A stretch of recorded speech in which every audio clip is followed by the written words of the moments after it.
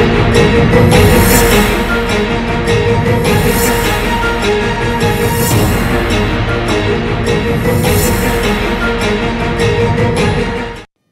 ధర్మం ప్రేక్షకులకు నమస్కారం.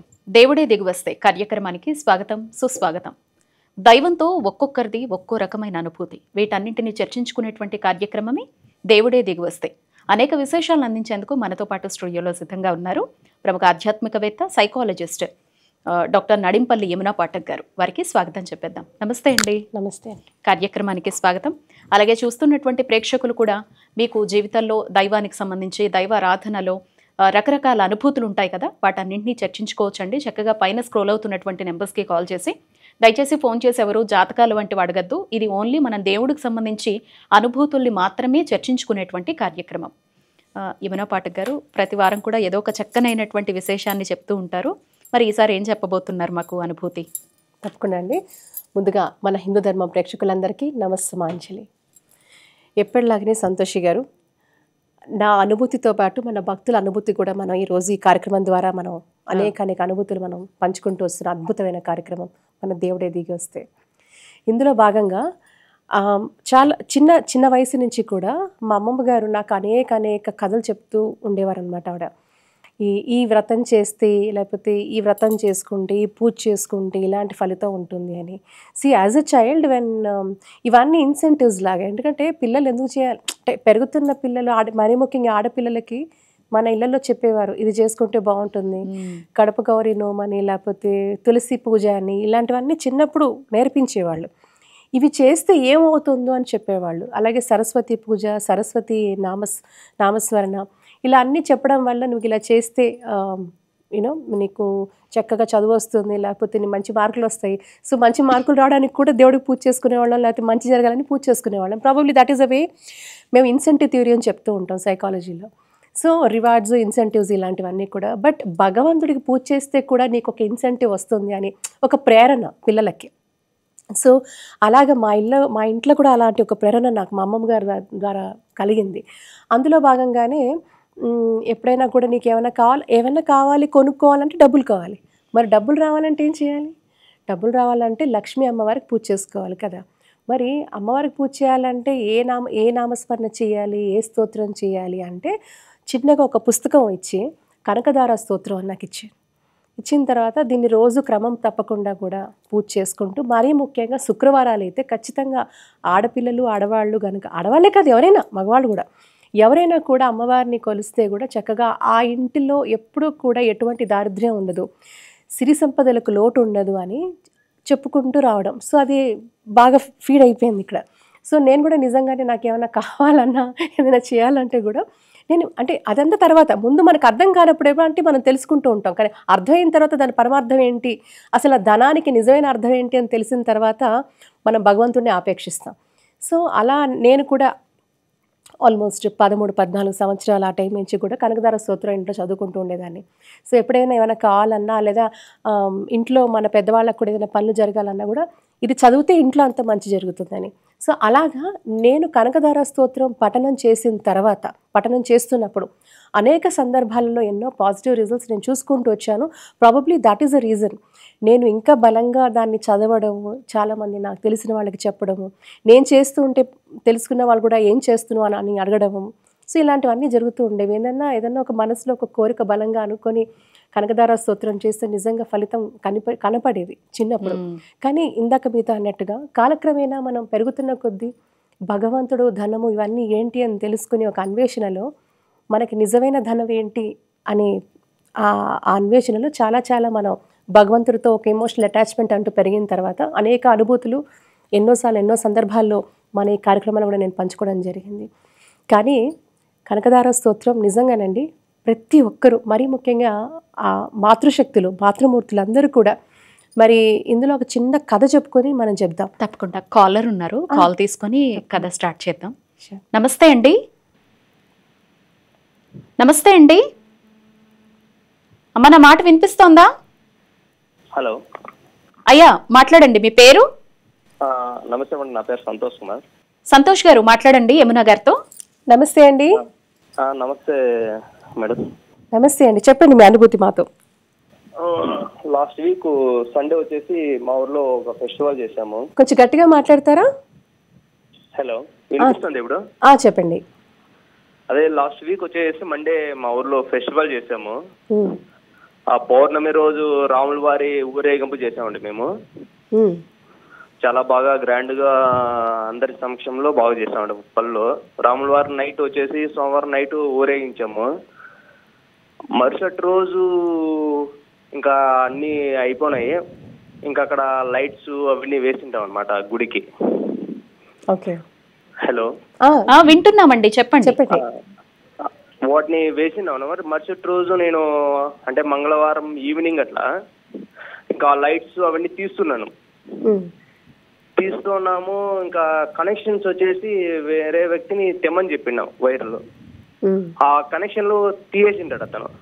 తీసేసి అందులో మెయిన్ వైర్ ఒక వైర్ ని అలాగే పెట్టేసింటాడు. అతను గమనించిందా, నేను గమనించిందా. సరే అనేసి ఆ వైర్ ని తీసుకునేసి మొత్తం అంతా చుడుతూ వచ్చిండాను. చుట్టిన తర్వాత లాస్ట్ లో ఇంకా కరెంట్ ఆల్రెడీ ఉంది ఆ వైర్ కి, కానీ నాకు ఎలాంటి సప్లై రాలే. అది దేవుని మహిమ అనమాట. అంత బాగా జరిగినది. ఆ దేవుడు రాములు వారు ఉండడం వల్ల నాకు అప్పుడు ఏం జరగలే. లైట్ గా జిల్లు నీట్ అనిపించింది. అప్పుడు పోయి చూస్తే లైన్ అట్లే ఉంది అనమాట దాని మెయిన్ కి. ఓకే. సో ఆ రామయ్య అలా మిమ్మల్ని నిజంగా రక్షించారు అక్కడి నుంచి. అది ఏమీ కూడా జరగకుండా, అపాయం ఏది కలగకుండా ఆ స్వామివారు అలా రక్షించారు మిమ్మల్ని. అద్భుతం అండి. మీరు కొనసాగిస్తారా? ధన్యవాదాలు. సో కథ చెప్తా అన్నారు. మనందరికీ తెలుసు ఆదిగురు శంకరాచార్యులు గారు పుట్టిన స్థలము కలాడి, కేరళ రాష్ట్రంలో. సో స్వామివారు భిక్షాటనకై గ్రామం అంతా వెళ్తున్నారట. వెళ్తూ ఉంటే సో ఒకానొక రోజు ఒక పేదరాలైన ఒక మాతృమూర్తి ఇంటికి వెళ్ళారట ఆయన. వెళ్ళి మరి భిక్షాటన కొరకు ఆ అమ్మని భిక్ష వేయమని అడిగాడట. మరి ఆవిడ నిజంగా కూడా చాలా భక్తురాలు, భగవంతుడి మీద సంపూర్ణ విశ్వాస నమ్మకాలతో ఎప్పటికైనా వాళ్ళ కష్టాలు అన్నీ పోతాయి, దారిద్ర్యం తొలగుతుంది అనే ఒక విశ్వాసంతో భగవంతుడిని స్మరించుకుంటూ మరి ఆ రోజు స్వామివారు ఆది గురువులు ఇంటికి వచ్చినప్పుడు ఆవిడ దగ్గర భిక్షకు వేయడానికి కూడా ఇల్లంతా వెతికిందిట. ఎక్కడా ఏమీ కనపడలేదు. సో భగవంతుడి దగ్గర పెట్టుకున్న ఒక ఉసిరికాయ అది మాత్రమే ఉందంట ఇంటి మొత్తం మీద. అంటే ఎంతటి దారిద్ర్యంలో ఉందో చూడండి, ఎంత కష్టాల్లో ఆవిడ ఉన్నారు, ఆ కుటుంబం ఉన్నది. కానీ భక్తి శ్రద్ధలతో శంకరాచార్యుల వారికి ఆ ఒక్క ఉసిరికాయ తీసుకెళ్ళి ఆవిడ భిక్షాటనకి ఆ గురువుకి వేస్తుందంట, ఆవిడ వేస్తుందంట. అది తీసుకున్న స్వామివారు ఆవిడ్ని అనుగ్రహిస్తూ మరి అప్పుడు ఆ రోజు వైశాఖ మాసం శుక్లపక్షం తదియ నాడు ఆ రోజు సో స్వామివారి నోటి నుంచి ధారాళంగా కనకధార స్తోత్రం ఆ రోజు దాని ఉద్భావన. అలా వచ్చిన ఆ స్తోత్ర మహిమ వల్లే పూర్తిగా సిరి సంపదలతో ఆ కుటుంబం ఉండిందంట. సో ఆ రోజు నుంచి అంటారు అక్షయ తృతీయ రోజు కానివ్వండి, అలాగే శుక్రవారం అయినా కూడా ప్రతిరోజు చేస్తే ఇంకా మంచిది. చేసుకుంటే కనుక నిజంగా అమ్మవారిని ఆశ్రయించినప్పుడు ఆ తల్లి కరుణ కటాక్షం ఉంటే కేవలం డబ్బు ఒక్కటే కాదు, డబ్బుతో పాటు ఆయువు, ఆరోగ్యం, సిరి సంపద అన్నీ, మంచి పేరు, నడవడిక, ఆలోచన. మనం ఏమనుకుంటాం, ధనం అనగానే కేవలం డబ్బు ఒక్కటే అనుకుంటాం, కాదు, డబ్బుతో పాటు అన్ని సద్గుణాలు. అందుకే మీరు చూడండి, ఏ నోములు నోచుకున్నా, ఏ వ్రతాలు చేసినా కూడా సంపూర్ణంగా కుటుంబం అంతా కూడా కేవలం డబ్బు ఒక్కటే ఉంటే సరిపోదు, డబ్బుతో పాటు అన్నీ ఉండాలనేది. సో అన్ని సద్గుణాలను కూడా పరమాత్ముడు ఆ కుటుంబంలో ఉన్న ప్రతి వ్యక్తికి ఇవ్వాలని దీని అర్థంగా ఈ మాతృమూర్తులందరూ కూడా ఇటువంటివన్నీ నోములు కానివ్వండి, వ్రతాలు కానివ్వండి, మనం చేసుకునే నిత్య పూజ విధానం కానివ్వండి, ఇవన్నీ కూడా కేవలం ఒక్క ఆస్పెక్టే కాదు, అన్నీ సంపూర్ణంగా సమపాలనలో మనకి ఆ పరమాత్ముడు ఇచ్చి ఆశీర్వదించాలని మనం కోరుకుంటాం. తప్పకుండా. కాలర్ ఉన్నారండి, కాల్ తీసుకుందాం. నమస్తే అండి. అమ్మ టీవీ వాల్యూమ్ మ్యూట్లో పెట్టేసేయండి. మీ పేరు చెప్పండి. నా పేరు రామశేఖర్ రెడ్డి మేడం, పుట్లూరు. అయ్యా మాట్లాడండి. నమస్తే అండి. టీవీ వైపు చూడొద్దండి, కాల్ కట్ అయిపోతుంది. మేడం మీరు టీవీ వాల్యూమ్ తగ్గించాలి, లేకపోతే మీ కాల్ కట్ అయిపోతుంది. కాదు మేడం, హలో చెప్పండి. అయ్యా మీరు టీవీ వైపే చూస్తుంటే ఎప్పుడు మాట్లాడతారు? టీవీకి లైవ్ కి మీరు మాట్లాడే ఫోన్ కి కొంచెం డిఫరెన్స్ ఉంటుందండి. అప్పుడు చిన్నకేసుకొని ఒక మా అమ్మ కింద పడింటే ఆయన బతకదు అనుకోవచ్చు మేడం. హలో చెప్పండి. ఆయన మామూలుగా ఆపరేషన్ చేసినాం, నిండు నూరేళ్ళు దండిగా ఉన్నాయి. ఒక దేవుని నమ్ముకొని ఇట్లా బతికే ఏదో పూలదండ వేసి ముక్కుంటాం స్వామి అని ముక్కున్నాం స్వామి మేడం. ఆయన బతికి మళ్ళా ఇప్పుడు 7-8 ఏళ్ళు అవుతుంది మేడం. బాగా తిరుగుతుంది, బాగా స్పష్టత లేదు మీ మాటల్లో, కొంచెం గట్టిగా మాట్లాడతారా? తర్వాత నెమ్మదిగా. మేడం ఆయన ఇట్లా మళ్ళీ కాలు ఇరిగినా కూడా ఇట్లా మట్టిలేకి రాడేసి కట్టించిన మళ్ళీ తొక్కుంది మేడం. దేవుని తలుచుకున్నాం మేడం. ఆయన తొక్కుంటే మళ్ళీ నీకు వచ్చి వాళ్ళ అమ్మగారు చిన్నజీయర్ స్వామిని కలిసినప్పుడు మొక్కుకున్న తర్వాత ఆ తర్వాత మళ్ళీ కాలు విరిగినా కూడా మళ్ళీ బాగయ్యారంట. అది తన అనుభూతి పంచుకుంటున్నారనమాట. వెళ్ళి అక్కడ మొక్కుకున్న తర్వాత ఎలా చెప్పారో అలా చేసిన తర్వాత. అదే తప్పకుండా భగవంతుని నమ్ముకున్న వాళ్ళు ఎవరైనా కూడా గురువుల ఆదేశంతో, గురువుల ఒక ఇచ్చిన దీక్షతో మనం అనుసరిస్తే నిత్యం మన జీవనంలో అనేక మంచి మార్పులు ఎప్పుడు మనకి కలుగుతూనే ఉంటాయండి. నమ్మకం పెట్టుకోవాలంతే. ఖచ్చితంగా. ఓకే, మీరు కొనసాగిస్తారా కనకధార గురించి? తప్పకుండా. సో అలాగా ఆదిగురు శంకరాచార్యులు వారు ఆ అమ్మని కరుణించి సో ఏదైతే స్తోత్రం పఠనం అక్కడ చేస్తారో దానివల్ల వచ్చే ఒక అద్భుతమైన ఫలితమే. సో ఇలాగా నాకు ఈ కథ చెప్పినప్పుడు, లేకపోతే నేను తెలుసుకున్నప్పుడు కేవలం అంటే అప్పటి మీకు ఇందాక అన్నట్టుగా ఆ రోజుల్లో ఒక ఇన్సెంటివ్ మాత్రమే, కానీ దాని ఒక అసలైన అర్థం మనకి తెలిసినప్పుడు మనం ఇవన్నీ కూడా అంటే ఏదో ఇంకా అపేక్షించి చదవండి, మన నిత్య జీవన విధానంలో అదొక భాగం అయిపోతుంది. సో ఇందాక నేను మీతో చెప్పినట్టుగా ఎప్పుడైతే మనకి అంటే మొట్టమొదటిగా అమ్మవారి స్తోత్ర పఠనం చేస్తున్నప్పుడు నిజంగా కూడా మీకు రిజల్ట్ ఖచ్చితంగా నమ్మకంతో విశ్వాసంతో గనక కనకధార స్తోత్రం గనక చేస్తే నిత్యం తప్పకుండా వాళ్ళకి మంచి చక్కటి ఫలితాలు అనేది కనపడుతుంటుంది. ఎందుకంటే నా జీవితంలో జరిగిన ఎక్స్పీరియన్సే నేను పంచుకుంటున్నాను. సో అలాగే నన్ను చూసి తర్వాత నాకు సంబంధించిన వాళ్ళు చాలామంది కూడా స్టార్ట్ చేస్తే వాళ్ళు కూడా చక్కటి అనుభూతులు వాళ్ళు నాతో పంచుకునే పరిస్థితిని నేను అనేక సందర్భాల్లో విన్నాను వాళ్ళ నుంచి. సో ఇవన్నీ ఒక ఎత్తు అయితే చాలామంది కూడా మనకు చెప్తూ ఉంటారు, ఎప్పుడైతే ఈ అమ్మవారి పఠనం చేస్తామో వాళ్ళకి తప్పకుండా వైకుంఠ ప్రాప్తి కేవలం అమ్మవారి అనుగ్రహమే కాదు, అయ్యవారి అనుగ్రహం కూడా ఉంటుంది అని. అంటే అటు లక్ష్మీనారాయణుల అనుగ్రహం సంపూర్ణంగా కూడా మనకి మన కుటుంబానికి ఉంటుంది. కాబట్టి అదే రక్షా కవచంగా మనకు ఉంటుంది మన కుటుంబాలకి అని. అలాంటి వాళ్ళకి తప్పకుండా ఈ జీవితం తర్వాత వాళ్ళకి వైకుంఠ ప్రాప్తి కూడా ఖచ్చితంగా ఉంటుంది అని కూడా మనకి పెద్దలు చెప్తూ ఉంటారు.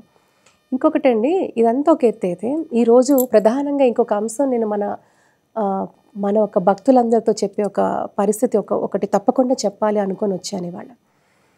ఈరోజు మనం చూస్తుంటే ప్రతి ఒక్కరికి కూడా మనకి బోల్డ్ అంత దేవీ దేవతలు అంటే ఆదివారం మొదలుకొని శనివారం వరకు నిత్యం కూడా అనేక దేవీ దేవతలకు మనం పూజ చేస్తూ ఉంటాం. కానీ ఒక సిస్టమ్ ఇప్పుడు ఆడవాళ్ళందరికీ ఈరోజు ఇప్పుడు మీకు చెప్పాను అమ్మవారి పఠనం చేయండి అని. ప్రతి శుక్రవారం నేను ఈరోజు మన తెలుగు రాష్ట్రాల్లో ఉన్న ఆడవాళ్ళని అడుగుతున్నా, మన భక్తులందరినీ కూడా ప్రతి శుక్రవారం ఖచ్చితంగా మన దగ్గర ఉన్న పురాతన ఆలయాలు ఏమన్నా ఉంటే అక్కడికి వెళ్ళి పఠనం చేయండి అని. ఒక్కరుగా కాదు, వాళ్ళకి తెలిసిన వాళ్ళు, ఇరుగు పొరుగు వాళ్ళు, స్నేహితులు, కుటుంబ సభ్యులు అని వాళ్ళ కుటుంబాలతో ఒక ప్రక్రియ పెట్టుకుందాం.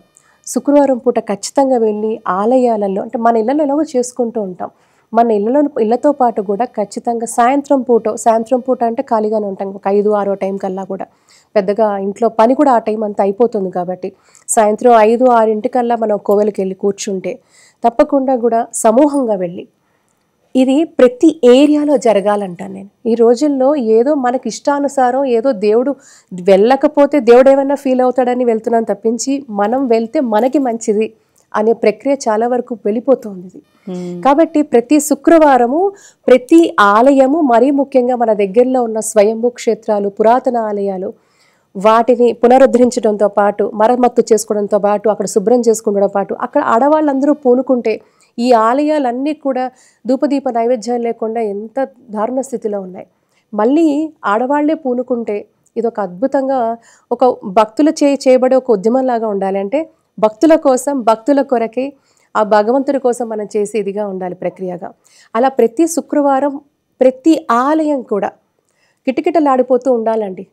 మాతృశక్తులతో నిజంగా ఇది ఆడవాళ్ళు పూనుకుంటేనే చాలా చాలా మార్పులు జరుగుతాయి. మనం చెప్తే సరిపోదు, ఈరోజు మేము చేస్తున్నాము కాబట్టి ఈరోజు మన ఈ కార్యక్రమం ద్వారా కూడా అనేక మంది స్త్రీమూర్తులు అక్కడ ఉన్నారు. మీరు పూనుకుంటే తప్పకుండా ఏదైనా సుసాధ్యమే. కాబట్టి ఈరోజు ఈ విజ్ఞప్తి చేస్తూ ప్రతి ఆలయానికి శుక్రవారం అయితే సాయంత్రం పూట వెళ్ళి చక్కగా ఇలాంటి కనకదారా స్తోత్రం కేవలం మనము మన కుటుంబమే కాకుండా మన సమాజం దేశం బాగుండాలి అనే ఒక సదుద్దేశంతో కూడా కొన్ని పఠనాలు కొన్ని పారాయణాలు అందరినీ ఉద్దేశించి ప్రపంచాన్ని ఉద్దేశించి మానవాళిని ఉద్దేశించి కనుక మనం కనుక చేయగలిగితే అదొక అద్భుతమైన శక్తి అండి. అదొకటి. మరీ ముఖ్యంగా ఇంకొక రోజు చెప్పాలనుకునేది కాలర్ ఉన్నారు. కాల్ తీసుకుందాం. నమస్తే అండి. నమస్కారం అండి. అయ్యా మీ పేరు? నా పేరు నాగరాజ్ అండి. నాగరాజ్ గారు మాట్లాడండి. నమస్కారం అండి. నాగరాజ్. నమస్తే అండి. నమస్తే. మీ అనుభూతి పంచుకోండి మాతో. అయ్యా టీవీ వైపు చూడకండి నాగరాజ్ గారు, ఫోన్ లో మాట్లాడండి. టీవీ వైపు చూస్తే కన్ఫ్యూజ్ అవుతారు. చెప్పండి, ఫోన్ లో మాట్లాడండి. అదే శ్రీమహావిష్ణువు కోసం మాట్లాడదాం అనుకున్నాను నేను. చెప్పండి. ఆయన మనకి కనపడుతుంది దత్మను. ఎవరండి? శ్రీమహావిష్ణువు కనపడుతుంది. Okay okay. విష్ణుమూర్తి కనపడుతుంది, లక్ష్మీదేవి విష్ణుమూర్తి శాస్త్రాన్ని మీద కూర్చొని కనపడుతుంది.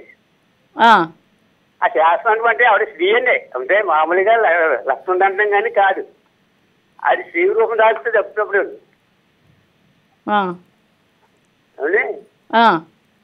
అది స్త్రీగా కనపడుతుంది. తర్వాత వాళ్ళు కూడా బాగా వస్తారండి నన్ను. అంటే మీరు ఏమైనా పూజ చేస్తూ ఉంటారా? ఆయనకి ఎప్పుడు శ్రీ మహావిష్ణువు కనిపిస్తూ ఉంటారంట, ఎప్పుడు కూడా. ఆయన ఎన్ని వైపు చూస్తున్న అనుభూతి ఎప్పుడు కలుగుతూ ఉంటుందంట ఆయనకి, అదే చెప్తున్నారు. ఇలాంటి అనుభూతి చాలామంది కూడా కలుగుతున్న పరిస్థితి. ఎందుకంటే గుడికి వెళ్ళినా ఏదైనా ఆలయానికి వెళ్ళినప్పుడు కూడా మనం అనుకుంటూ ఉంటాం, అమ్మవారు నన్నే చూస్తున్నట్టుంది, స్వామివారు నన్నే చూస్తున్నట్టు అనేది. అది మనకి భగవంతుడితో ఉన్న ఒక కనెక్ట్ వల్ల, ఆ ఒక అటాచ్మెంట్, ఆ ఎమోషనల్ అటాచ్మెంట్, ఆ కనెక్ట్ వల్ల భగవంతుడు నన్నే చూస్తున్నాడని ఒక ఆలోచన ఉంటుంది. తప్పలేదండి, చక్కటి అనుభూతి. కనకధార గురించి మరొక చిన్న సన్నివేశం చెప్తానన్నారు. కనకధార స్తోత్రం గురించి మీకు చెప్పాను ఈరోజు. ఎందుకంటే కేవలం కూడా ఈ చదువుకోవడాలు కూడా ఇటువంటివన్నీ కూడా ఇళ్లలోనే చేయడం జరుగుతుంది.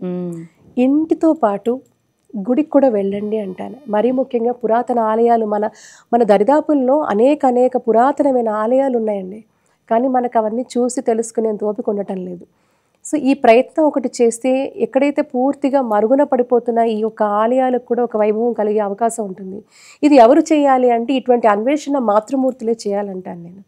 వాళ్ళు పూనుకుంటే ఎంతసేపు అండి, చక్కగా ప్రతి శుక్రవారం మన దగ్గరున్న పురాతన ఆలయాలని మనం కనుక్కొని వెళ్తే, పురాతన ఆలయాలు కావచ్చు లేదా ఉన్న ఆలయాలే కావచ్చు, చిన్నదో పెద్దదో ఆలయమే, అక్కడున్న ఆలయాల్లో అక్కడున్న మహిళలందరూ కనుక వెళ్ళి అక్కడ పారాయణాలు చేయడం వల్ల కూడా అద్భుతమైన ప్రతిఫలం మనకే కాదు సమాజానికి కూడా పొందే అవకాశం ఉంటుంది. ఒకటి.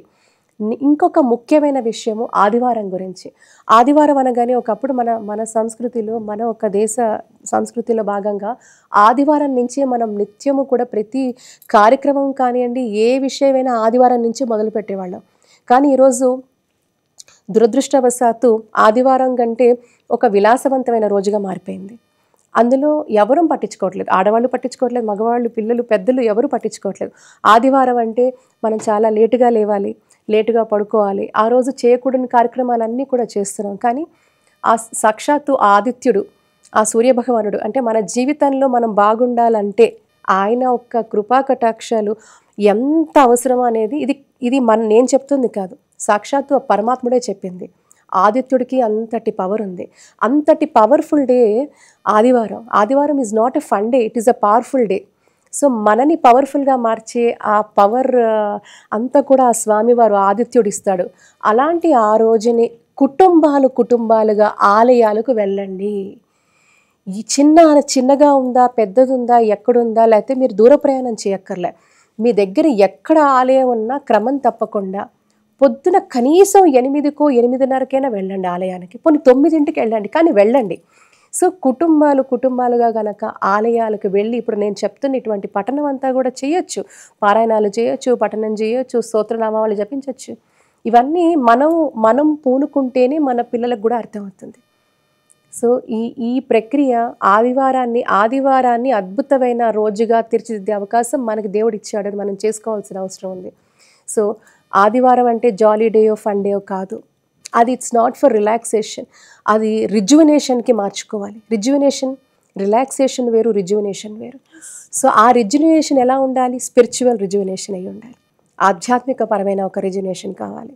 కాబట్టి అది చాలా శక్తివంతమైన రోజు. దయచేసి ఇళ్ళకి హిందువులు ఆదివారం పరిమితం కావద్దు. ఇది నేను నిజంగా బాధతో చెప్తున్న అంశం. కాబట్టి దయచేసి భక్తులందరూ కూడా ఎవరైతే మా ఈ కార్యక్రమాన్ని చూస్తున్నారో, మనం హిందువులం అని చెప్పుకుంటే సరిపోదు, లేదా మనం భక్తులు అని చెప్పుకుంటే సరిపోదు. కాబట్టి చెప్పుకున్న కేవలం మన కుటుంబానికి, మన ఇళ్ళలోకే పరిమితం కాకూడదు. ఈరోజు హిందువులు బయటకు వచ్చి, భక్తులు మరీ ముఖ్యంగా బయటకు వచ్చి, దీన్ని మరీ ముఖ్యంగా మాతృశక్తులే పూనుకోవాలి. ఆదివారాలు మన కుటుంబ సమేతంగా దగ్గరలో ఉన్న ప్రతి ఆలయాన్ని మనం సందర్శించుకుందాం. పవర్ డేగా మనం తీర్చిదిద్దుకోవాల్సిన అవసరం ఉంది. చాలా సంతోషం అండి, చక్కని విశేషాలు అందించారు, ప్రేక్షకుల సందేహాలు కూడా నివృత్తి చేశారు. చాలా ధన్యవాదాలు యమునా పాఠక్ గారు. ఇది వాల్టి దేవుడే దిగువస్తే కార్యక్రమం. చూస్తూనే ఉండండి హిందూ ధర్మం.